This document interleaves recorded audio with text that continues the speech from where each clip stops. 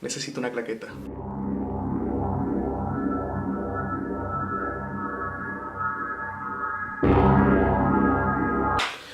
No sé cómo decir esto. La mayor parte de la producción de Stanley Kubrick se basó en adaptaciones de libros y me parecería normal que de todos los que utilizó, al menos un autor se haya sentido ofendido con el resultado final. Pero no solo fue Nabokov quejándose por el guión de Lolita o Stephen King despreciando la adaptación del Resplandor, sino también el que es quizá el caso más potente de un artista defraudado. Y es que el resentimiento que generó la adaptación de La Naranja Mecánica en su autor original, Anthony Burgess, fue tanto que llegó a despreciar su propia obra. Y sí, muchos escritores estarían satisfechos con un éxito masivo como lo fue La Naranja Mecánica, pero Burgess era un poco especial. Había dedicado casi toda su vida al arte, escribió en casi toda la gama de géneros, fue un músico excepcional y por si esto fuera poco, hablaba unos 7 idiomas diferentes. Y a pesar de todo esto, Stanley Kubrick llegó y le dijo: ok, creo que me estoy adelantando un poco. La Naranja Mecánica es uno de esos libros que todos dicen haber leído, pero en realidad solo han visto la película. Gente de cultura.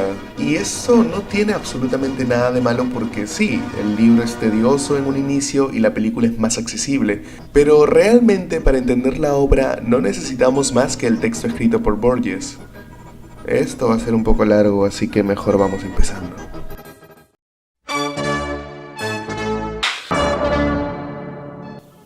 Lo primero que observamos al ver o leer esta obra es un mundo en el que solo existe el caos de la sociedad civil y el intento de control por parte del Estado, que por cierto ni es tan efectivo ni es tan humanitario. En ese contexto, ese sistema de valores es inverso al Estado por una razón, porque el Estado ha perdido poder y credibilidad. En la película, Alex tiene unos 17 años, mientras que en el libro tiene apenas 14.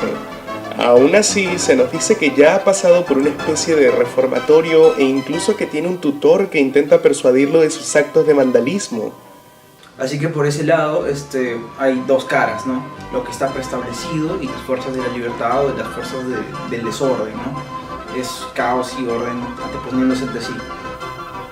Por otro lado, podemos ver una política criminal con nulo interés por prevenir el delito, mucho más enfocada en castigar con policías jóvenes, ineficientes y abusivos. Es quizá este el motivo por el que el Estado no cuenta con aprobación ni autoridad. Al parecer está controlado por personas que creen que dejar a la población hacer lo que les plazca y luego castigarlos severamente es una política criminal efectiva. Eso hasta llegar al tratamiento Ludovico. Se podría ver las técnicas represivas del Estado, ¿no?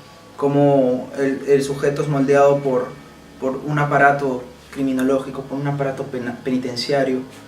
De eso también habla Foucault, ¿no? En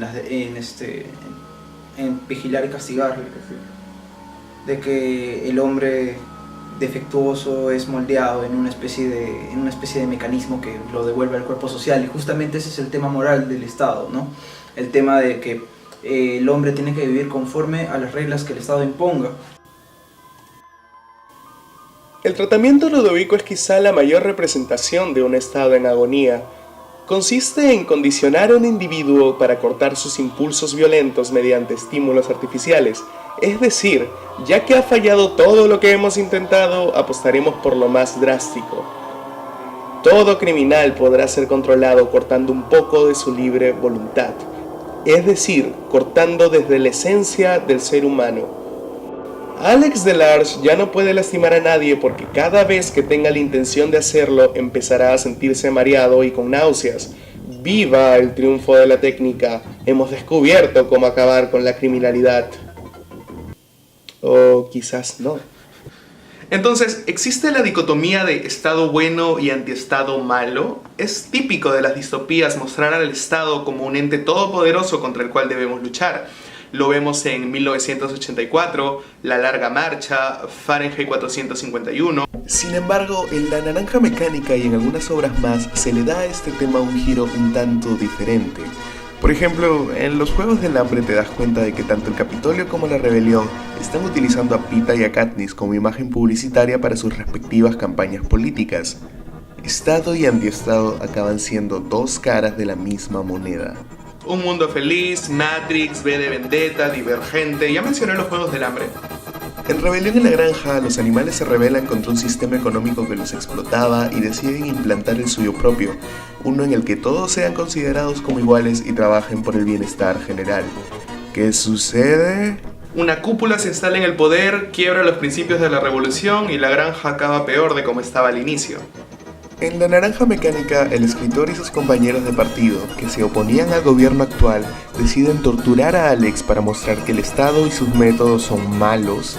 A ellos no les importa manipular a Alex o convertirlo en un mártir de la lucha, porque al fin y al cabo, Alex es un criminal y ellos solo lo ven como un instrumento, un método más para mostrarse como los buenos de la historia.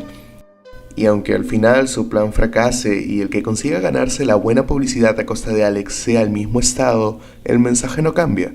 Venga de quien venga, el egoísmo sigue siendo egoísmo y la maldad sigue siendo maldad. Pero en una sociedad en la que los valores parecen haber sido invertidos, cabe preguntarnos qué es la maldad.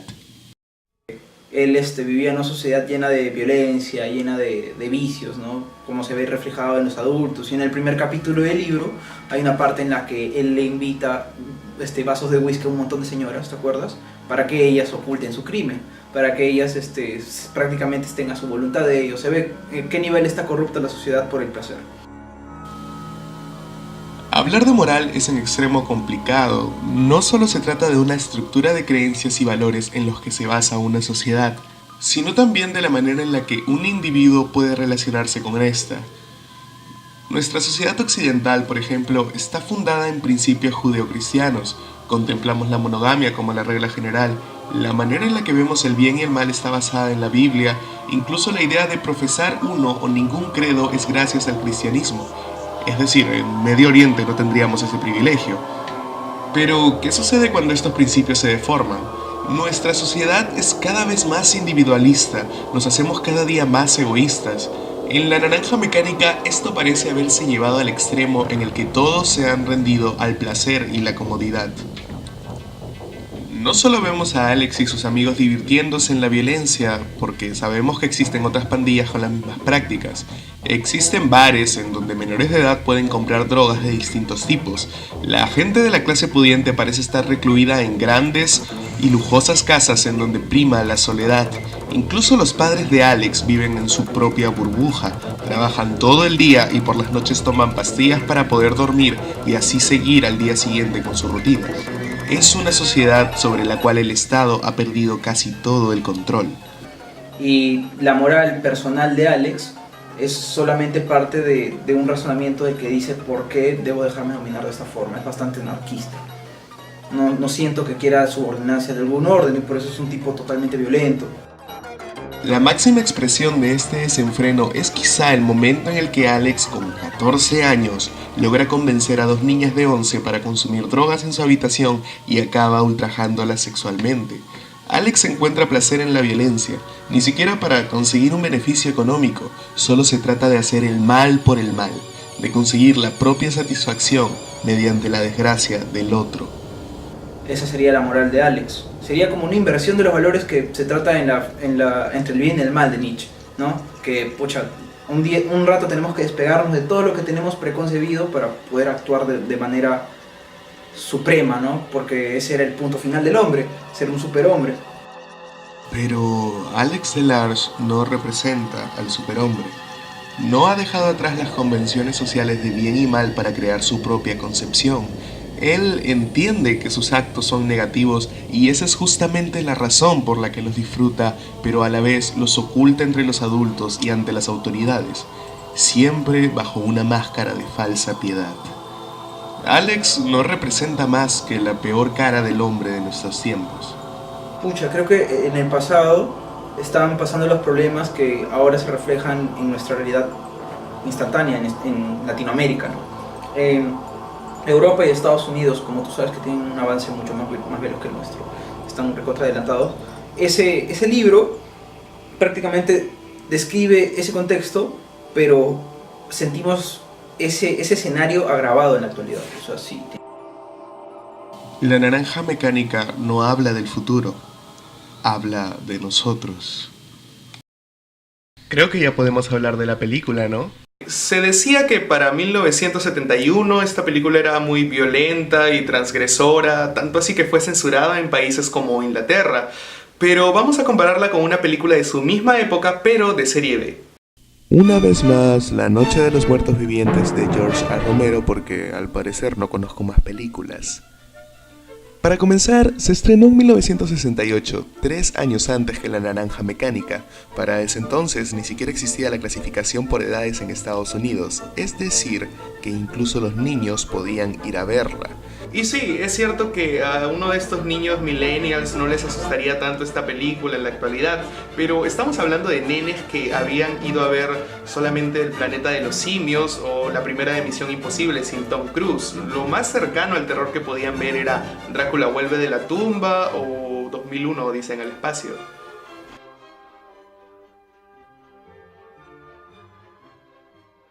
Y hablemos de su contexto.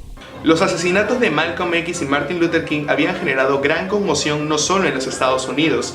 La lucha por los derechos de los afrodescendientes estaba al rojo vivo y en medio de toda esta locura, Romero decide lanzar una película con un protagonista negro y cuyo desenlace parece a leguas una declaración de intenciones. La idea inicial no fue mostrar un mensaje político, sino más bien uno social sobre el comportamiento del ser humano.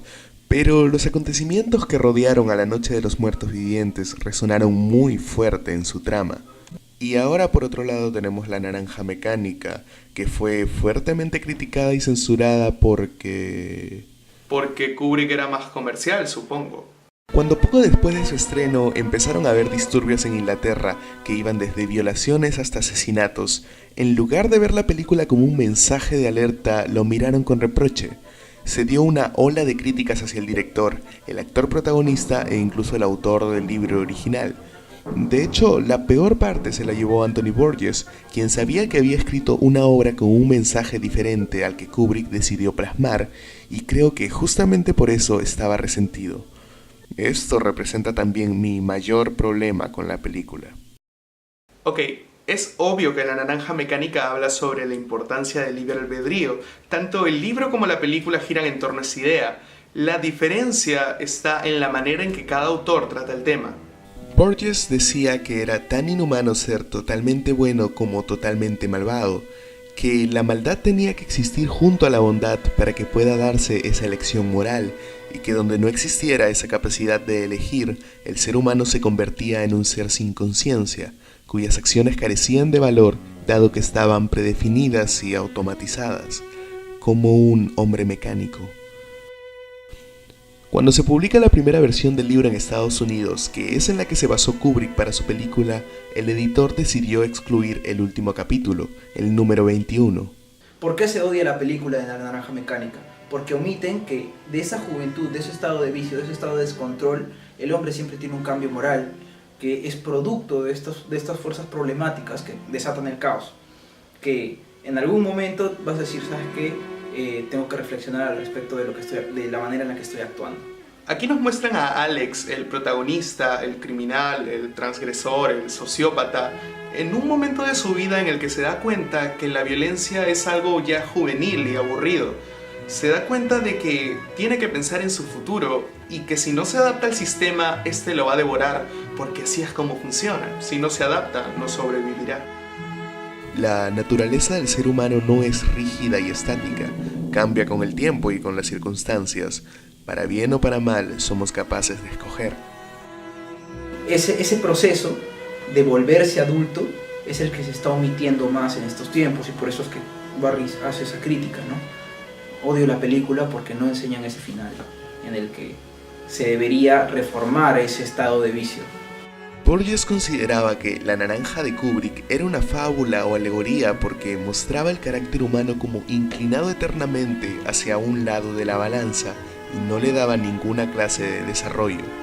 Porque para él, una novela solo tiene sentido cuando puede mostrar la posibilidad de una transformación moral en los personajes.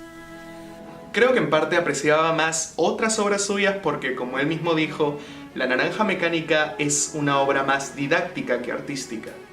Y por si a alguien se le ocurre, cuando digo didáctica no me refiero a un manual de instrucciones.